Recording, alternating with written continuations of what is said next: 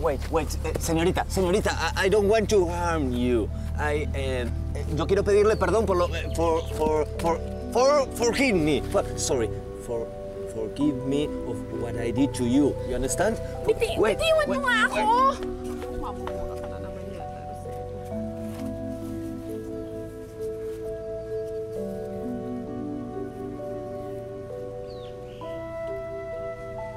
Sanay na to sa amin ng isda.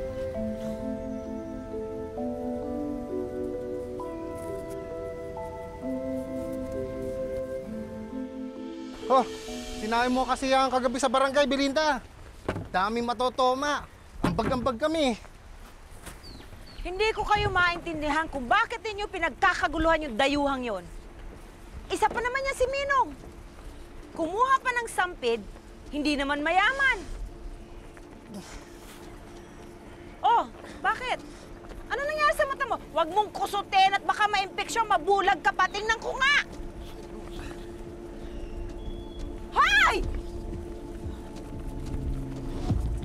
Siguro, kapag nalilingat ako, hindi lang ito ang ginagawa niyo, no?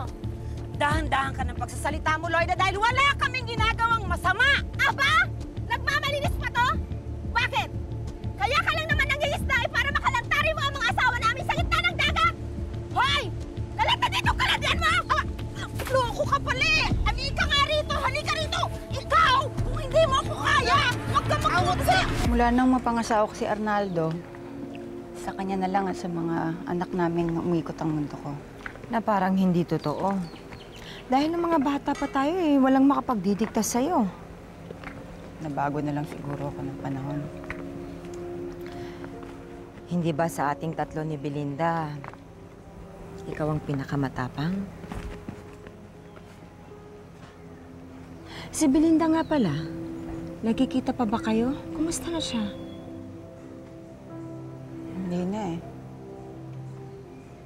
Hindi na kami magkaibigan. Okay. Ano kayang sinasabi ni Rodelio kay Fernando? Ay nako, baka tinuturuan na naman niyang magmurayan si Fernando. Bumurayan Very ka good! ulit. Sure.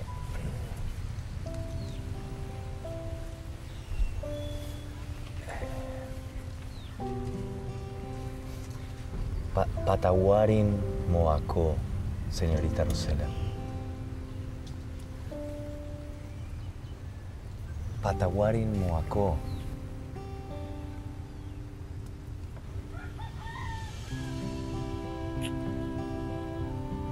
Patawarin mo ako, señorita.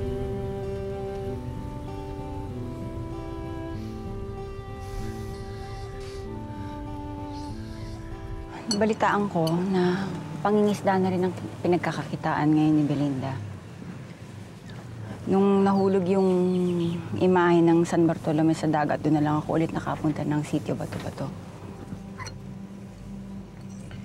Hindi na kayo nagkita ni Belinda? Hindi kami nagkita doon eh. Kung tutuusin nga, maliit lang yung lugar na yun, pero sa mga nangyari, parang malaking mundo na sa amin dalawa yun. Hindi kaya si Arnaldo pa rin ang dahilan, Amanda? Ikaw talaga! Bakit ala na ala? Sinabi nang wala akong ginagawa! Wala ka! Tama na! Ulian na! Tama na! Sinabi na tatakot ka na! Tama na! Tama na! Oy! Bumalik ka rito! Bungangera ka! Buburahin ko yung mukha mo!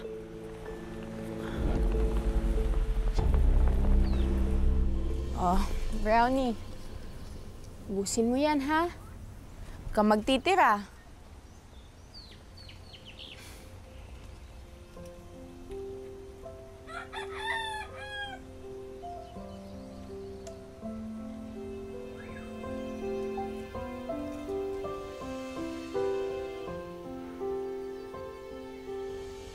Masyado yatang napapadala sa pakikipagbasag ulo mo. Walang maidudulot sa'yo maganda yan. Magandang araw din sa inyo. Magandang araw. Magandang araw po. Ang bait niyo, Mayor. Salamat, ha. Pwede kayong maging santo. Demonyo ka.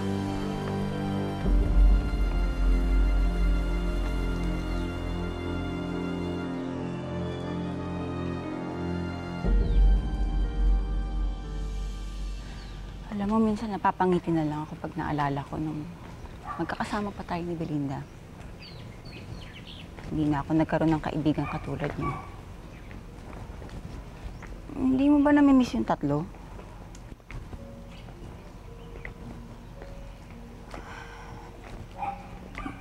Hindi mo pa siya napapatawad, ano? Bye-bye.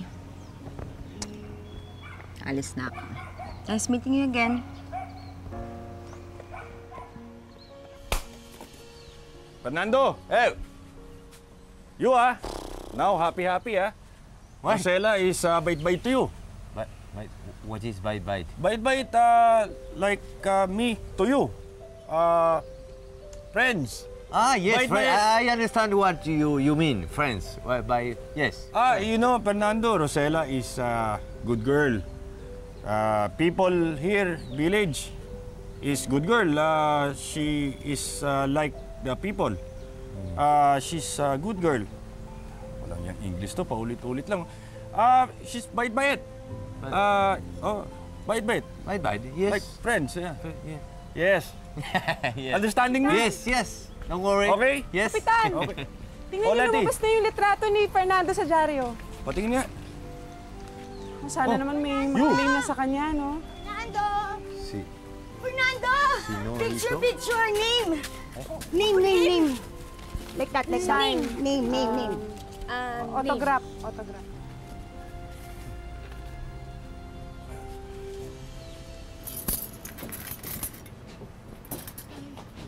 Ate Gemma, gusto mo kumain? Ayoko. Wala akong gana.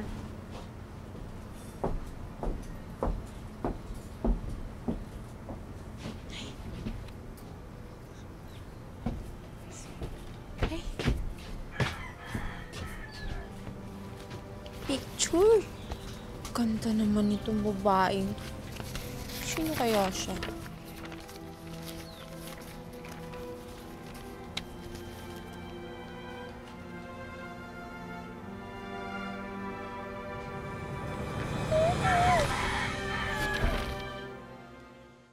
Ano naman ang balita ro sa pamilya ni Edwin?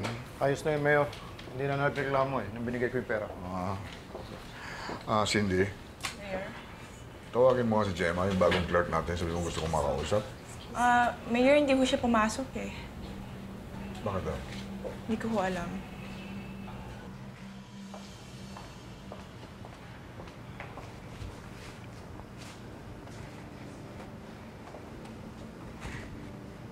Wala kaming bakante, miss.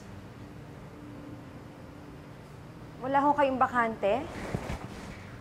Eh, ganun naman pala. Ba't kanina pa ako naghihintay dito? Hindi niyo sinasabi sa akin na wala naman palang bakante. Eh, kesa naman pabalikin pa kita bukas. Would you stop pestering me, Billy? Sinabi kong ayoko na. Hindi ka ba talaga nakakaintindi? Anak, anong problema? Pwede ba? Mind your own business. Ba't kanya ka sumagot kay Mami, ha? Ano bang pinagmamalaki mo? Bitawan mo ako. Nasasaktan ako. Bitawan mo ako.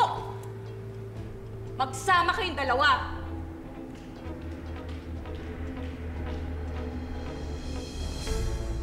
Undangan na lang pala nangyari sa'yo. Hindi ko na ito kaya. Tignan mo to. Yung litrato ni Fernando, lumabas na. Meron na ako niyan.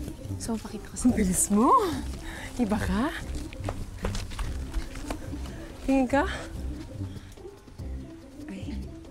Ay! Gusto mo? Ang pogi ng papa ko dito. Diba? Saan ba naman ito nanggaling? Sa ganyan din na dyaryo. Hindi ko naman mabasa kung ano yung pangalan ng dyaryo. Akin na lang, ha? Uy, Undang, ano ka ba? Uy, akin na. Undang, nga.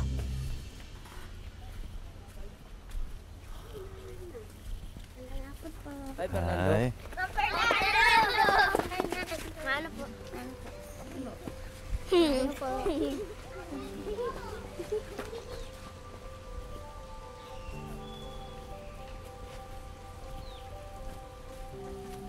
Hello.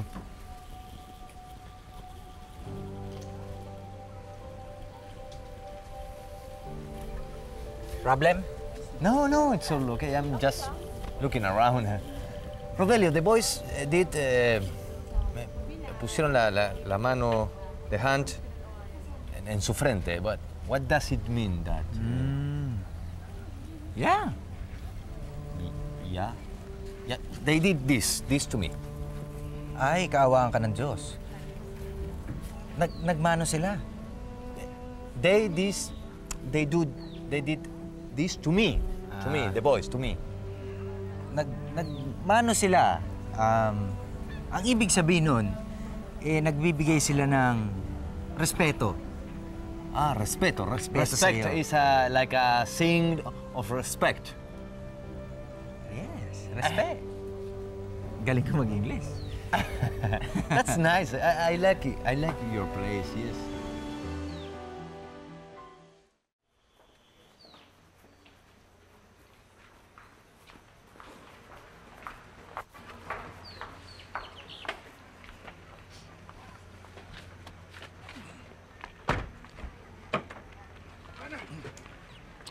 Dali.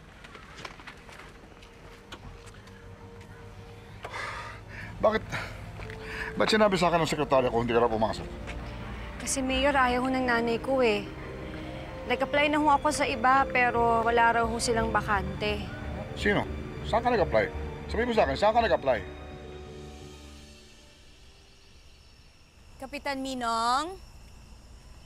Kapitan Minong? Kapitan? Ma'am Colette, kayo pala. Si Fernando bang pakay nyo? Pasensya na kayo, wala ko siya dito eh. Baka nasa dalampasigan. Kamusta na pala yung problema niya dun sa tindera ng isda? Naayos na ba? Oo, may konting di pagkakaunawaan lang. Pero ayos na ho. Ma'am, baka gusto niyong pumasok muna. Hindi na. Sa tingin mo ba magtatagal? Kapit-kapit. Hindi ko alam eh. Uy, ano ayan siya na pala sa'yo sila eh. Ito Fernando, na, kapit pa eh. Ma'am Colette here. Oh, na. Talk to you. Ano ka ba?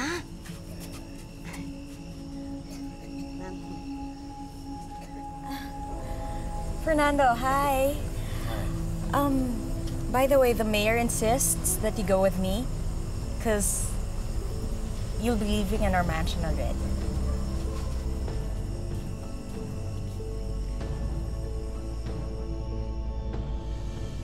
Panyero. Oo nga, yeah, nagpunta nga raw yung bata dyan sa opisina mo, pero mukha yata walang bakante. Oo. Sana nga kung pwedeng matulungan mo, yung bata kasi nakikiusap eh. Kailangan ng trabaho. Oh, great, okay. Okay, Panyero, sige. Salamat, ha? Oo, I owe you one. Yeah, oo. Salamat. God bless, Panyero.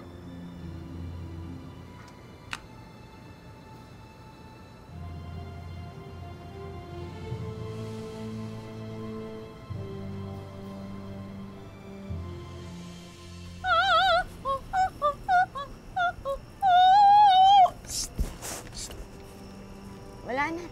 Ala na si Fernando. Tinangay na nung malanding anak ni Mayor. Naintindihan mo? Let's go. Oh, please.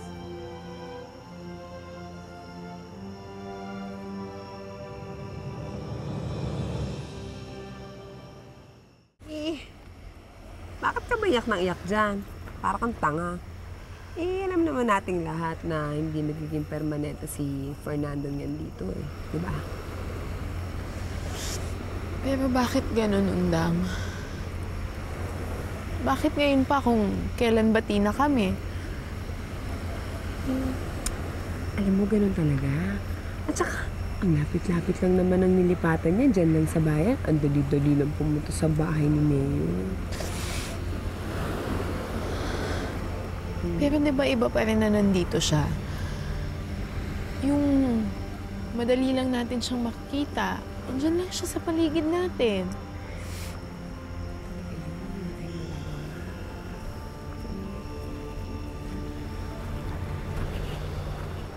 Rosela.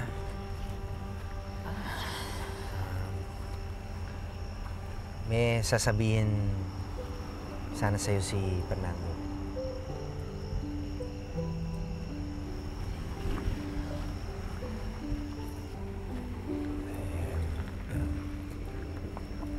Señorita, I want to say you thank you for all. I owe my life to you.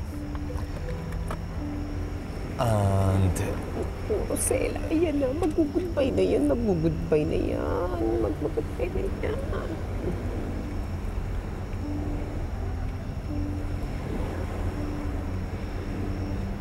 well,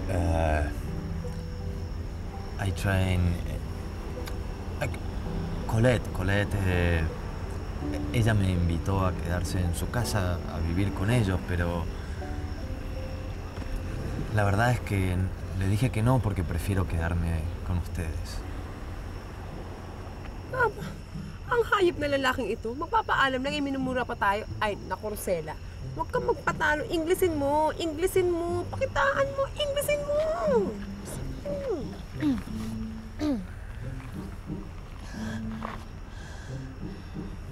Once upon a time. Ano ka mamahal ka? Ano sinasabi mo? Ano once upon a time ka dyan? Ayan lang ang alam kong Ingles. Ang ibig sabihin nun ay noong unang panahon.